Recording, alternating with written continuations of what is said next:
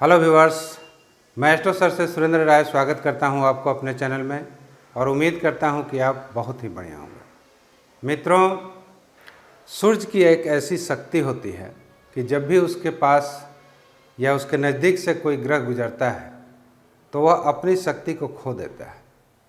तो कुछ इसी तरह की एक बड़ी घटना होने वाली है 1 अप्रैल 2023 को। बृहस्पति सूर्य के बिल्कुल करीब जा रहे हैं और ये अपनी शक्ति उस दिन से खोने जा रहे हैं, यानी बृहस्पति अस्त होने जा रहे हैं।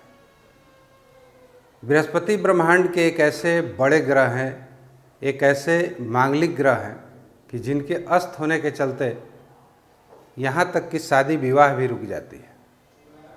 जब ब्रह्मांड में बृहस्पति और शुक्र अस्त हो जाते हैं तो शादी विवाह या कोई भी मांगलिक कार्यक्रम नहीं हो पाता है।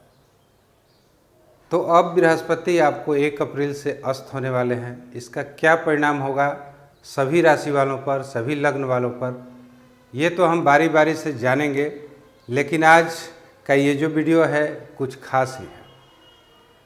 मैं ये वीडियो तुला राशि के ऊपर बना रहा हूँ, वृष राशि के ऊपर बना रहा हूँ। इसके पीछे कारण यह है कि इन दोनों के स्वामी शुक्र हो जाते हैं और शुक्र कहीं न कहीं बृहस्पति से कुछ विरोधाभास रखते हैं। यानी जो बृहस्पति की एक मेंटेलिटी होती है, शुक्र की मेंटेलिटी ठीक उससे अपोजिट होती है। किसी भी तरह से बृहस्पति शुक्र ग्रह से प्रभावित व्यक्ति वालों के लिए अच्छा नहीं माने जाते। हालांकि ऐसा नहीं है कि बृहस्पति का कोई अस्तित्व नहीं है। बृहस्पति का उनके जीवन में बहुत बड़ा अस्तित्व होता है, क्योंकि यदि बृहस्पति न रहें तो आदमी पथभ्रष्ट हो सकता है, अपनी विवेक को खो सकता है, अपनी बुद्धि को खो सकता है।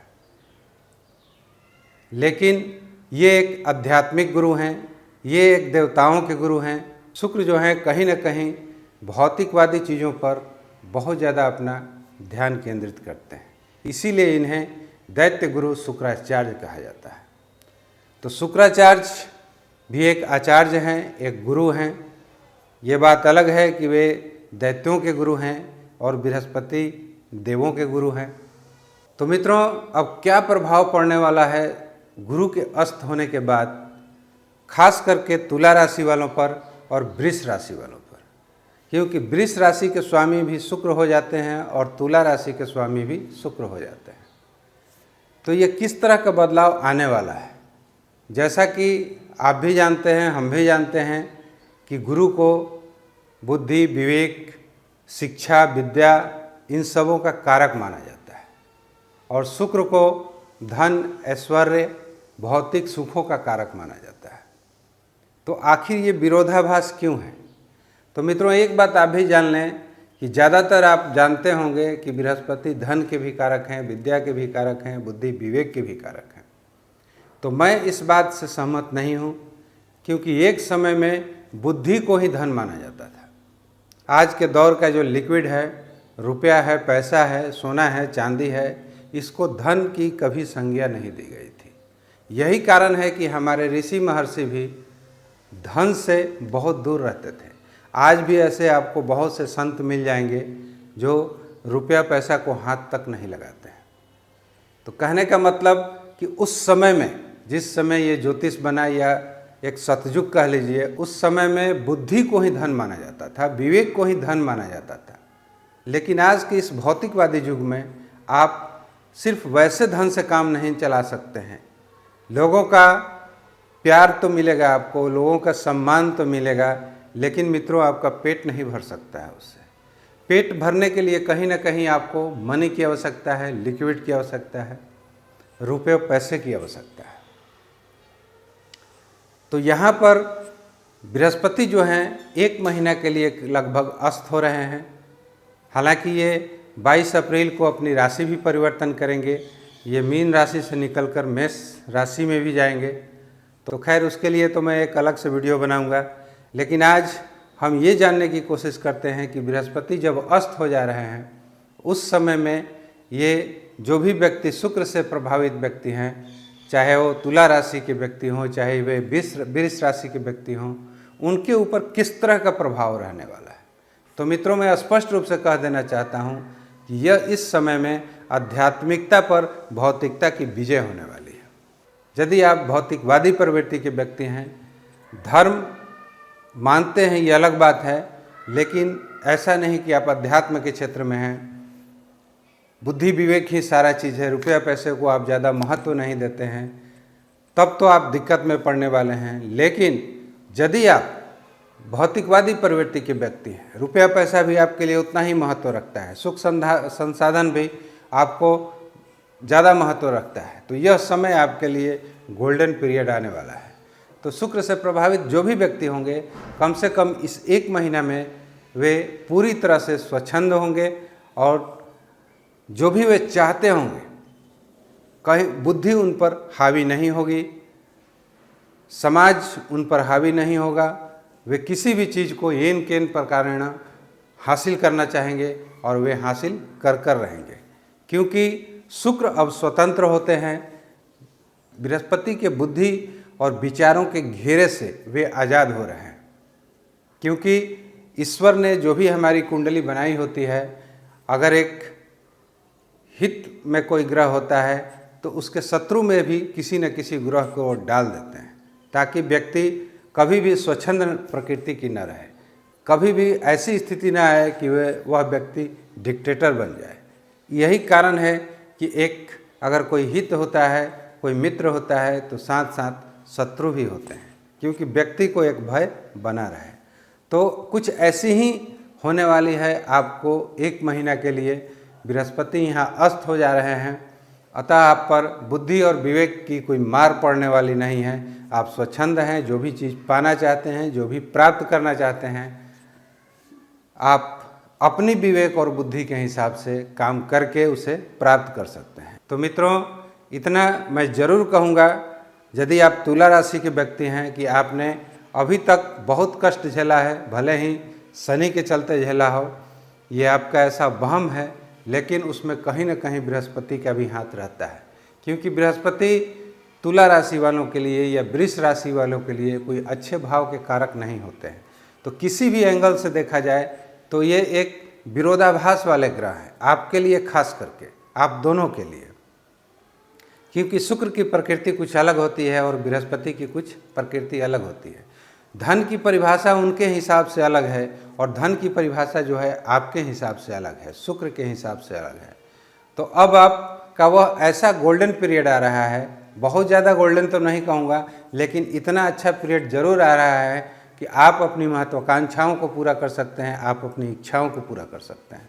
तो मित्रों, आइए हम बारी बारी से जानते हैं दोनों राशि वालों के लिए कि किस तरह से रहने वाला है यह पूरा एक महीना। तो सबसे पहले हम वृष राशि वालों पर देखते हैं कि इनके लिए कैसा रहेगा।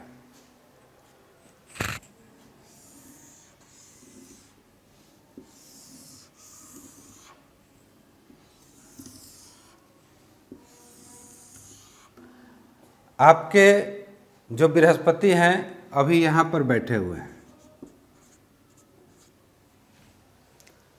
शुक्र तो खैर यहाँ पर थोड़ी दिनों के लिए उच्च हुए थे, वे आगे बढ़ेंगे, लेकिन आज मैं शुक्र की बात नहीं कर रहा हूँ, आपके मैं बृहस्पति की बात कर रहा हूँ।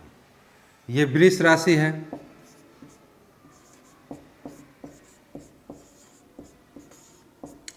तो ये बृहस्पति कहाँ कहाँ के आपके स्वामी हो जाते हैं? एक तो ये अष्टम भाव के स्वामी हो जाते हैं और दूसरा ये लाभ भाव के स्वामी हो जाते हैं। मित्रों, वृष राशि वालों के लिए ये जो बृहस्पति है कोई अच्छे भाव को लेकर नहीं बैठे हुए। एक ये थोड़ा बहुत अच्छा भाव है, लेकिन ये जो अष्टम भाव है इस पर बृहस्पति का अधिकार है, यह भाव अच्छा नहीं है। यह कहीं न कहीं चिंताओं का भाव है, दुखों का भाव है, कष्टों का भाव है। हाँ, लेकिन एक चीज़ मैं कहना चाहूँगा कि ऐसे व्यक्ति जो बृहस्पति के प्रोफेशन से हैं, कोई रिसर्च करते हैं, कोई खोज करते हैं, उनके लिए यह भाव अच्छा है और यहाँ पर बृहस्पति का जहाँ भी कुंडली में होंगे ये अच्छा प्रभाव उस व्यक्ति वालों के लिए देंगे। खास करके वे व्यक्ति जो धर्म से जुड़े हुए हैं या धर्म में ही कुछ रिसर्च वगैरह करते हैं, लेकिन बाकी किसी भी एंगल से यह अष्टम भाव अच्छा रहने वाला नहीं है। दूसरा, ये आपके बृहस्पति एकादश भाव के स्वामी हैं। तो जैसा कि मैंने आपको बताया कि बृहस्पति का एकादश भाव में रहना धन के मामले में, जैसा कि आपका अगर सोच होगा कि बृहस्पति हमारे लाभ भाव के स्वामी हैं, तो ये लाभ तो कराएंगे, लेकिन किस तरह का लाभ आपको कराएंगे? ये आपको बुद्धि, विवेक, शिक्षा, इस तरह के लाभ की प्राप्ति आपको कराएंगे। ये यदि आप सोचते होंगे कि ये रुपयों से भर देंगे हमको, पैसों से भर देंगे हमको, तो ये बृहस्पति आपके साथ कभी नहीं करने वाले हैं। जब भी आपके साथ कोई अगर पॉजिटिव काम करेगा तो वह आपके स्वामी शुक्र ही कर सकते हैं। तो ये जो समय है 1 अप्रैल से लेकर मई तक लगभग 1 महीने, ये आपके बृहस्पति थोड़ा सा डाउन स्थिति में आ जा रहे हैं। सूर्य के चलते ये अस्त हो जा रहे हैं। तो जब तक अस्त है तब तक आपका जो लग्नेश है वो कहीं ना कहीं पूर्ण फल की प्राप्ति कराएगा। यानी बृहस्पति के कारण जो व्यवधान थे वे कम होते हुए नजर आएंगे, और ये जो शुक्र हैं ये अपना जो फल है वो बहुत अच्छा फल करेंगे। तो आपके शुक्र हो जाते हैं सप्तम भाव के, षष्ठम भाव के स्वामी, और ये आपके लग्न के भाव के स्वामी। तो लग्न से रिलेटेड यदि उनकी तबीयत वगैरह ठीक नहीं रहती हो, किसी भी ऋण, रोग या कर्ज की समस्या उन्हें अगर परेशान की हुई है, तो ये शुक्र आपको उससे थोड़ा बहुत परेशानी को हल करने का कोशिश करेंगे। क्योंकि बृहस्पति यहाँ पर दब रहे हैं, बृहस्पति का प्रभाव यहाँ कम हो रहा है। तो जैसे भी हो, जिस तरह से भी हो, ये शुक्र आपके लिए 1 महीना बहुत ही अच्छा करने वाले हैं, और शुक्र का जो भी रिजल्ट होगा वो कहीं ना कहीं आपके लिए अच्छा होगा। अब आइए हम देखते हैं कि तुला राशि वालों पर किस तरह से रहने वाले हैं। तो तुला राशि की ये कुंडली 7 से प्रारंभ होती है।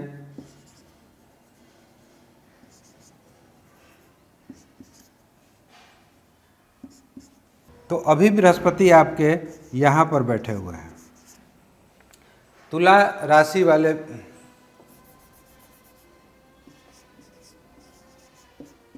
ये रही तुला राशि की कुंडली। तुला राशि के स्वामी भी शुक्र होते हैं, और इनके जो अभी बृहस्पति हैं वे आपके षष्ठम भाव में बैठे हुए हैं।